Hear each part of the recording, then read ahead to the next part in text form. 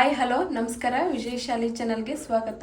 ಇವತ್ತು ನಾನು ಆರೋಗ್ಯವರ್ಧಕವಾಗಿರುವ ಈ ಶಾವಿ ಪಲ್ಯನ ಯೂಸ್ ಮಾಡಿಕೊಂಡು ಬಜ್ಜಿನ ಮಾಡಿ ತೋರಿಸ್ತಾ ಇದ್ದೀನಿ ರೀ. ಈಗ ನೋಡ್ರಿ, ನಾನು ಶಾವಿ ಪಲ್ಯ ಬಜ್ಜಿ ಮಾಡ್ಲಿಕ್ಕೆ ಈ ಶಾವಿ ಪಲ್ಯನ ಕ್ಲೀನಾಗಿ ತೊಳ್ಕೊಂಡು ಒಂದು ಕಾಟನ್ ಬಟ್ಟಲೆ ಒರೆಸ್ಕೊಂಡು ಇಟ್ಕೊಂಡಿನಿ ರೀ. ಒಂದು ಸ್ವಲ್ಪ ಕಡ್ಲಿ ಹಿಟ್ಟು ತೊಗೊಂಡಿನಿ, ಒಂದು ಸ್ವಲ್ಪ ಖಾರ, ರುಚಿಗೆ ತಕ್ಕಷ್ಟು ಉಪ್ಪು, ಒಂದು ಸ್ವಲ್ಪ ಅರಿಶಿನ, ಅಜ್ವಾइन ತೊಗೊಂಡಿನಿ ರೀ. ಅಜ್ವಾನ ತಿಕ್ಕಿ ಇಟ್ಕೊಂಡಿನಿ. ಇದನ್ನು ಅಂದ್ರೆ ಫ್ಲೇವರ್ ಚೆನ್ನಾಗಿ ಬರ್ತದೆ ರೀ.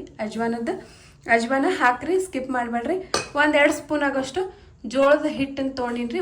ಎರಡು ಸ್ಪೂನ್ ಆಗೋಷ್ಟು ಜೋಳದ ಹಿಟ್ಟು ತೊಗೊಂಡಿ ನೋಡ್ರಿ. ಈಗ ಈ ಕಡ್ಲಿ ಹಿಟ್ಟಿಗೆ ಇದನ್ನೆಲ್ಲ ಹಾಕೋತೀನಿ ರೀ. ಖಾರ, ಉಪ್ಪು, ಅರಿಶಿನ, ಅಜ್ವಾನ ಎಲ್ಲ ಹಾಕ್ಕೊಂಡು ಇದನ್ನು ಮಿಕ್ಸ್ ಮಾಡ್ಕೊತೀನಿ ಚಂದ. ಈಗ ಜೋಳದ ಹಿಟ್ಟು ತೊಗೊಂಡಿದ್ನಲ್ರಿ, ಅದನ್ನ ಹಾಕೋತೀನಿ ರೀ.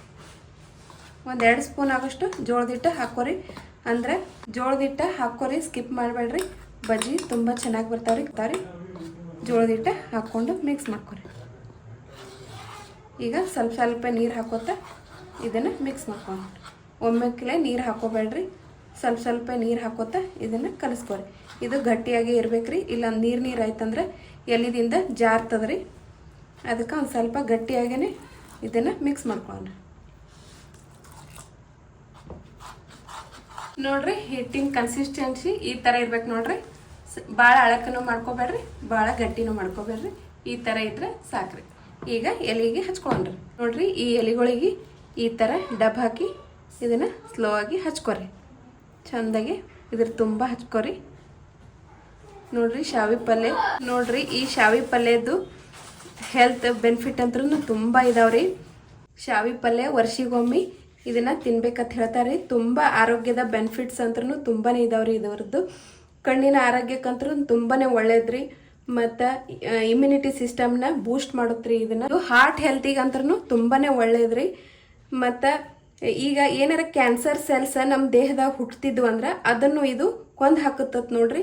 ಇದು ನಾನು ಹೇಳಿದ್ದಲ್ರಿ, ಇದು ಸೈಂಟಿಸ್ಟ್ಗಳು ಈ ಎಲೆ ತೊಗೊಂಡು ರಿಸರ್ಚ್ ಮಾಡಿ ಹೇಳಿದ್ದತ್ ನೋಡ್ರಿ. ಇದನ್ನ ಈ ಶಾವಿ ಪಲ್ಯ ತುಂಬಾನೇ ಒಳ್ಳೇದಂತ್ರಿ. ಹೆಲ್ತಿಗಂತೂ ತುಂಬಾನೇ ಒಳ್ಳೇದಂತ. ವರ್ಷಿಗೊಮ್ಮ ಅಂದ್ರೂ ಇದನ್ನ ತಿನ್ಬೇಕಂತ ನೋಡ್ರಿ. ಮಳೆಗಾಲದಾಗ ಈ ಶಾವಿ ಪಲ್ಯ ಬರ್ತೈತ್ರಿ.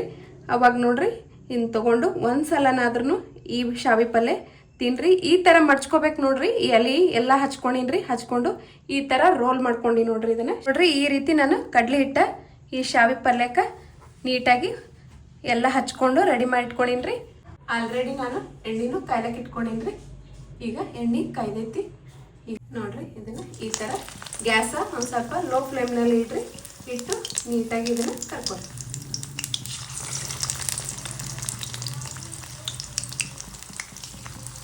ಅಂದರೆ ಗ್ಯಾಸ್ ಲೋ ಫ್ಲೇಮ್ನಲ್ಲಿ ಇಟ್ಟಂದ್ರೆ ನೀಟಾಗಿ ಕರಿತೈತ್ರಿ. ಇದು ಕ್ರಿಸ್ಪಿ ಆಗುತ್ತಾನ ಇದನ್ನು ಕರ್ಕೋಬೇಕು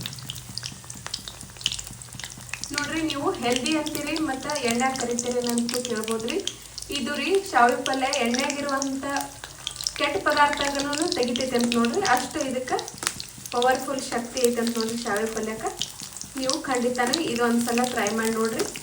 ತುಂಬ ಕ್ರಿಸ್ಪಿಯಾಗಿನೂ ಬರ್ತಾವ್ರಿ, ಟೇಸ್ಟಿಯಾಗಿರ್ತಾವ್ರಿ ಮತ್ತು ಹೆಲ್ದಿನೂ ಆಗಿರ್ತಾವಲ್ರಿ. ಅದ್ರ ಸಂಬಂಧ ಒಂದ್ಸಲ ನೀವು ಟ್ರೈ ಮಾಡಿರಿ. ಇದು ಕ್ರಿಸ್ಪಿ ಆಗುತ್ತಾನ ಹೊಳಸಿ ಹಾಕ್ಕೊಂಡು ಕರ್ಕೊಂಡು ನೋಡ್ರಿ.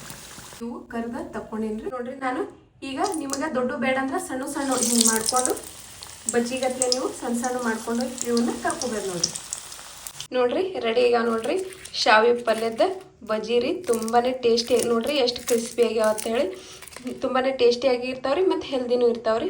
ನೀವು ಒಂದ್ಸಲ ಈ ರೀತಿ ನೋಡ್ರಿ, ಟ್ರೈ ಮಾಡಿ ನೋಡ್ರಿ. ನಿಮಗೇನಾರ ಈ ವಿಡಿಯೋ ಇಷ್ಟ ಆಗಿದ್ರೆ, ಯೂಸ್ಫುಲ್ ಅನಿಸಿದ್ರೆ ಪ್ಲೀಸ್ ಸಬ್ಸ್ಕ್ರೈಬ್ ಮಾಡಿರಿ, ಶೇರ್ ಮಾಡಿರಿ, ಕಮೆಂಟ್ ಮಾಡಿರಿ.